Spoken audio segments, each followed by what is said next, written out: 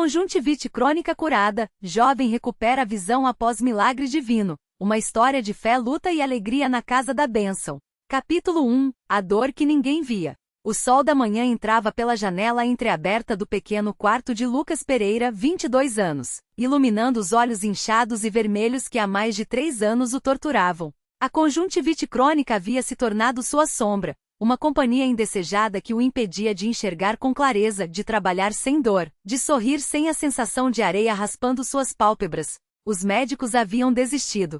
É alérgico, é genético, é estresse. As explicações se multiplicavam, mas a cura não. Mais uma noite sem dormir, mãe, sussurrou Lucas, pressionando uma compressa gelada nos olhos enquanto a dor latejava como facadas. Sua mãe, Dona Maria, uma serva fiel da Congregação Cristã no Brasil, CCB, suspendeu a oração que fazia ajoelhada ao lado da cama e segurou sua mão com força. Filho, hoje não é mais um dia. Hoje é o dia que o Senhor vai te livrar. Eu sinto no meu coração. Sua voz, embora trêmula, carregava uma convicção que só quem já viu milagres pode ter. Lucas queria acreditar, queria desesperadamente. Mas as decepções eram muitas. Remédios caros, pomadas que ardiam, consultas que esvaziavam o bolso da família sem trazer alívio. Até mesmo os irmãos na fé, embora solidários, já olhavam para ele com um misto de pena e resignação, como se sua cura fosse um sonho distante demais. E se não sarar, mãe? E se eu tiver que viver assim para sempre? Sua voz quebrou. Não era apenas a dor física, era o medo de nunca mais conseguir ler a Bíblia sem lacrimejar, de não poder trabalhar como mecânico sem os olhos ardendo, de ser sempre aquele rapaz doente na congregação. Dona Maria se levantou, enxugou as lágrimas do filho com as próprias mãos e, com uma firmeza que só a fé dá, disse: "Você vai à reunião hoje à noite. Não como um doente, mas como um filho de Deus que está prestes a receber sua bênção. E eu vou jejuar por você." O Senhor ouve a oração da mãe. Capítulo 2. O clamor silencioso. A Congregação Cristã no Brasil, na pequena cidade de Itapetininga, interior de São Paulo, era um refúgio para Lucas. Ali, entre os hinos entoados sem instrumentos, as orações fervorosas e o silêncio reverente, ele encontrava um pouco de paz. Mas naquela tarde, enquanto ajudava a arrumar as cadeiras para a reunião noturna, a dor nos olhos era tão intensa que mal conseguia enxergar os irmãos ao seu redor. "Irmão Lucas, você está bem?" perguntou o irmão José, um ancião da congregação, homem de poucas palavras mas de grande sabedoria. "Estou tentando, irmão." Lucas mentiu como fazia meses. Não queria ser um fardo. Irmão José aproximou-se, baixou a voz e disse algo que ecoaria em sua mente pelo resto da vida. "A dor que você sente hoje é o berço do milagre de amanhã. Deus não desampara os seus. Lembra do cego de nascença? Jesus cuspiu na terra, fez lodo e passou nos seus olhos. Às vezes, a cura vem de onde menos esperamos." Lucas assentiu, mas no fundo questionava: por que Deus demora tanto? Por que eu? Capítulo 3. A noite que mudou tudo. A reunião começou como sempre, com um hino, glória a Deus nas alturas, entoado por vozes uníssonas, sem acompanhamento musical, apenas a melodia pura saindo dos corações. Lucas, sentado ao lado da mãe, tentava se concentrar, mas as lágrimas escorriam não pela emoção, mas pela dor. Seus olhos estavam tão inchados que mal conseguia abrir. Foi então que irmão Paulo, o cooperador responsável pela reunião, fez algo inesperado. "Irmãos, hoje temos aqui entre nós um jovem que há anos sofre com uma enfermidade nos olhos. Lucas, vem aqui à frente." Sua voz era calma, mas carregada de autoridade espiritual. O coração de Lucas disparou. O que eles vão fazer? Orar mais uma vez? Já oramos tanto. Com passos trêmulos, ele se dirigiu ao púlpito. A congregação inteira se ajoelhou. O silêncio era tão profundo que se podia ouvir o vento batendo nas janelas da pequena igreja. Irmão Paulo impôs as mãos sobre sua cabeça e começou a orar. "Pai Celestial, tu que abristes os olhos do cego Bartimeu, que fizeste o homem nascido cego enxergar, olha para este teu servo. Não é pela nossa justiça, mas pela tua misericórdia. Se for da tua vontade, cura-o agora para que muitos vejam e glorifiquem teu nome. Em nome de Jesus." Lucas sentiu uma corrente elétrica percorrer seu corpo. Não era dor, não era alívio, era algo divino. E então, irmão Paulo fez algo que ninguém esperava. Ele pegou o óleo consagrada, aquele mesmo usado nas unções dos enfermos, e com o dedo traçou uma cruz na testa de Lucas. Depois, com uma voz firme, ordenou: "Em nome de Jesus Cristo, saia desta enfermidade." Os olhos deste jovem são do Senhor, e Satanás não tem poder sobre eles. Um grito abafado saiu da boca de Dona Maria. Lucas sentiu os olhos ardendo não de dor, mas de uma queimação sobrenatural, como se algo estivesse sendo arrancado de dentro dele. E então, ele abriu os olhos. A primeira coisa que viu foi a luz das velas tremeluzindo no altar. Sem dor, sem coceira, sem a névoa que há anos turvava sua visão. Eu enxergo, sussurrou incrédulo. Louvado seja Deus! Gritou o irmão Paulo levantando as mãos. A congregação inteira explodiu em lágrimas, risos e ações de graças. Dona Maria correu para abraçar o filho, chorando sem parar. Eu sabia, filho. Eu sabia que Deus não ia te deixar assim.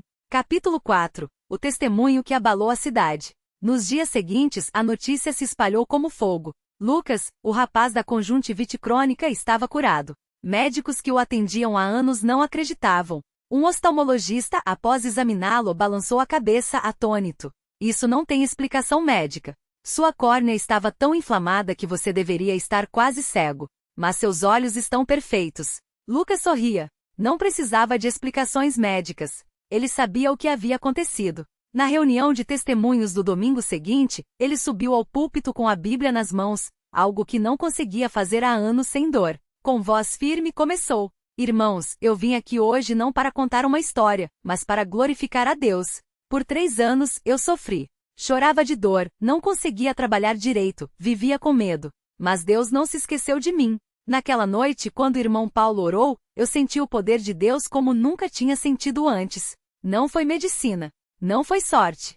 Foi Jesus. A congregação ouviu em silêncio sagrado. Muitas lágrimas caíram. Uma irmã, Dona Rosa, que sofria de artrite há décadas, levantou-se e disse: Se Deus curou os olhos do Lucas, Ele pode curar minhas mãos. E assim, uma onda de fé varreu a igreja. Naquela noite, 7 pessoas deram testemunhos de cura após orações fervorosas. Capítulo 5. A vida após o milagre. Os dias que se seguiram foram de alegria indescritível, mas também de provações. E se a conjuntivite voltar? Lucas confessou ao irmão Tiago, o jovem cooperador que se tornou seu conselheiro espiritual. A fé não é ausência de dúvida, Lucas. É escolher acreditar mesmo quando as dúvidas vêm. Você foi curado não porque merecia, mas porque Deus é bom.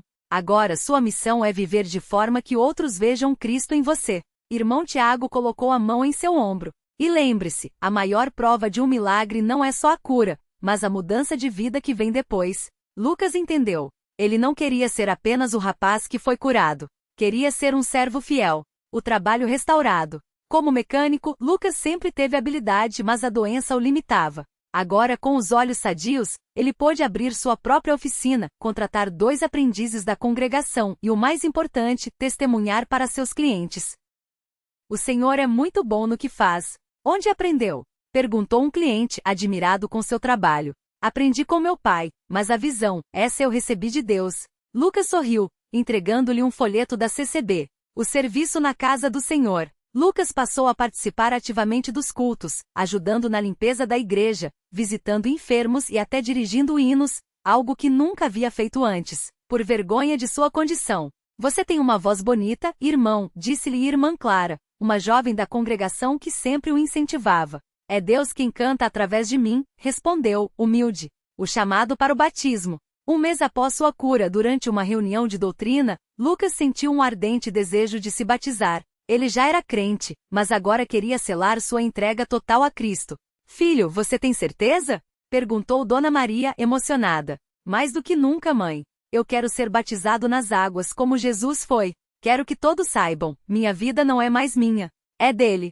No dia do batismo, o rio próximo à congregação estava gelado, mas Lucas não sentiu frio. Quando emergiu das águas, sentiu uma paz que nunca havia experimentado. Agora você é uma nova criatura, disse-lhe irmão Paulo, abençoando-o. Capítulo 6. A provação que fortaleceu a fé. Mas a vida não é feita só de triunfos. 3 meses após a cura, Lucas começou a sentir uma leve coceira nos olhos. O medo voltou. Não, não de novo, sussurrou, apertando as pálpebras. Dona Maria, percebendo sua angústia, ajoelhou-se ao seu lado.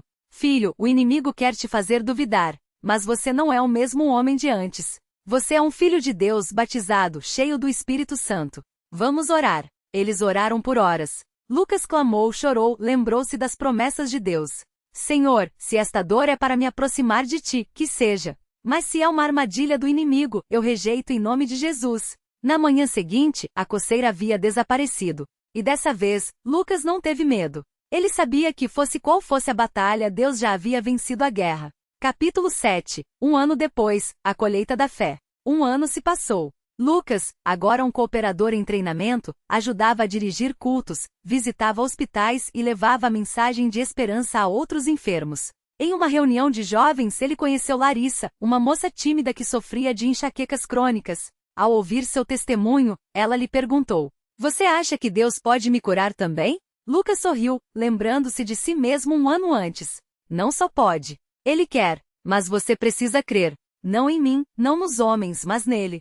Larissa foi curada 2 semanas depois, durante uma reunião de oração. Capítulo 8. A lição final, não era sobre os olhos. Uma noite depois de uma longa jornada de trabalho e serviço na igreja, Lucas sentou-se com o irmão Paulo, agora um amigo querido. "Irmão, às vezes eu me pergunto, por que Deus me curou? Tantos sofrem." Irmão Paulo olhou para ele com olhos cheios de sabedoria. "Lucas, a cura dos seus olhos não foi só para você. Foi para que você visse o que Deus quer que você faça. Você agora enxerga não apenas com os olhos, mas com o coração. E isso é o verdadeiro milagre." Lucas entendeu.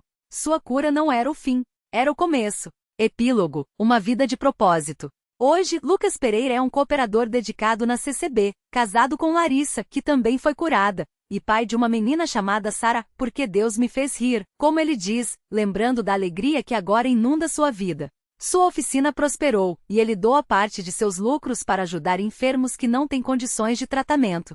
Ele visita hospitais, ora pelos doentes e testemunha sem vergonha do poder de Deus.